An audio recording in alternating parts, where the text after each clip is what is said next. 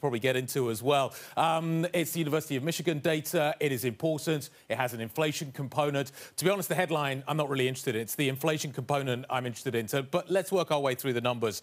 The headline number, 82.9, the sentiment index, that's pretty much in line with A, expectations, B, where it was before. Current conditions a little lighter at 89.4 versus 98.8 last time round.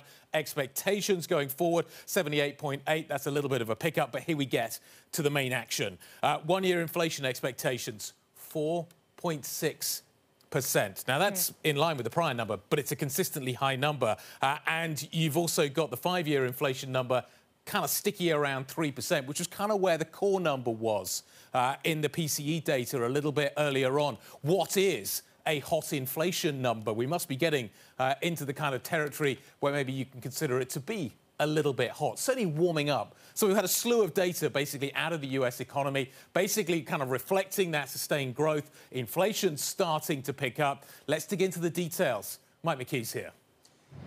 Guy, whether you worry about these numbers or not depends on where you are on the spectrum. The people who say this is going to be temporary, they're not concerned. The people who are watching for a buildup of accelerating inflation, they are. Now, the Michigan numbers, as you mentioned, are really important today.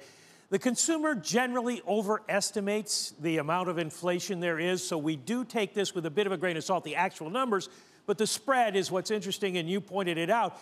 The number for one-year inflation is high at 4.6%, but it didn't change over the month.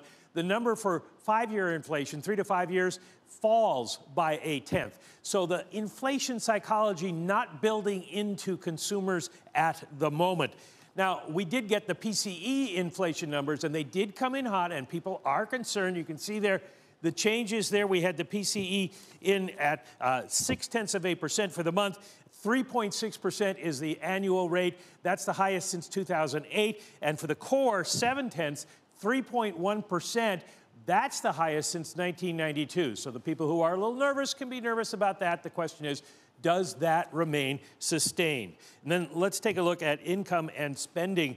The income and spending numbers are something that people have been watching for quite some time. And at this point, consumer spending, the question has been, do we see services pick up? And we did see that. The blue line did pick up in the last month. Goods spending came down a little bit as restaurants, retail stores, things like that start to open up. We bought a lot of goods during the pandemic, and now we are finally buying some services. And if that keeps up, things are going to be much better for the broad economy. Finally, let's take a look at the savings rate. Savings rate falls from 27 to 14.9. Still a lot of money in the bank that people could spend going forward.